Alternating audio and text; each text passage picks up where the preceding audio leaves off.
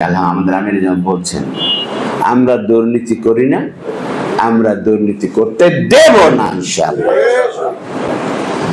আর এমন ধরনের ব্যবসায়িক পলিসি নির্বাচন করা হবে যার মধ্য দিয়ে ব্যবসায়ীরা সবচাইতে মানে আস্থার সাথে, একজনে বলছেন না, আস্থা এবং নিরাপত্তা, আস্থা এবং নিরাপত্তা, আপনি আশ্বস্ত থাকতে পারেন। এখানে জামাত ইসলামের বরিশাল মহানগরী নেতৃবৃন্দ আছে, আমিও সাবেক মহানগরী কেন্দ্রে কাজ করি। আপনারা একটু বলতে পারেন যে না ভাই, যে কথা বলছেন চোখে আঙ্গুল দিয়ে বলি যে আপনি তো এইরকম ব্যবসা করছেন, থাকলে বলেন না। আমাদের একজন কর্মী থেকে নেতা পর্যন্ত কেউ এখান থেকে কোনো ব্যবসা করে নাই। এত বড়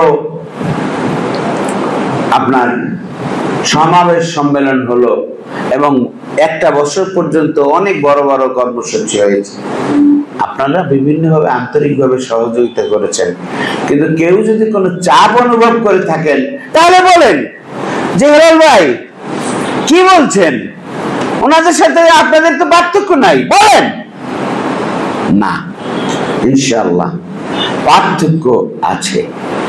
আমাদের নেতা কর্মীরা ইনশাআল্লাহ এই জায়গায় পরহেজ করে তার নিজের জন্য এই জিনিসটা করবে না, দলের জন্য কোনো অন্যায্য কোনো ধরনের কাজ তারা করবে না। এরকম করতে মানে চিন্তাও করা হয় না।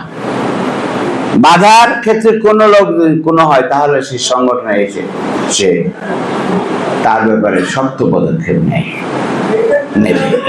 সৎ ব্যবসায়ী ইসলাম সবসময় উৎসাহিত করে, কারণ সমাজকে অনেক বেশি মানে কি বলে আর কি উন্নয়নের জন্য, সামাজিক উন্নয়ন, অর্থনৈতিক উন্নয়ন, আমি শুধু ব্যবসার মধ্যে অর্থনৈতিক উন্নয়ন, সামাজিক উন্নয়নও হয়ে থাকে। 7 শ্রেণীর লোক সেই আরশের নিচে, আল্লাহ যে মহা শক্তিধর আল্লাহ রাব্বুল আলামিন, তার যে আরশের নিচে ছায়া পাবে 7 শ্রেণীর লোক। তার মধ্যে প্রথম শ্রেণী কারা? ন্যায়পরায়ণ শাসক।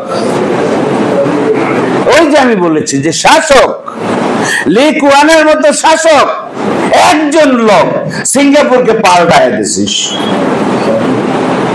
আমরা লি কুয়ানের উপমা দেব না ইনশাআল্লাহ। বাংলাদেশে ডাক্তার শফিক কিংবা জামাত ইসলামের পক্ষ থেকে যাকে তো হবে, তিনি হযরত ওমর হবেন না বটে, কিন্তু লি কুয়ান তো এই জামানার লোক বটে, কিন্তু হযরত ওমর দি 100 এর মধ্যে 100 পৃথিবীর বিখ্যাত লোকের মধ্যে একজন হিসেবে মাইকেলে ছাড় লিখতে বাধ্য হয়েছেন। ইনশাআল্লাহ বাংলাদেশের সেই অবস্থাকে পরিবর্তন করে দেবেন।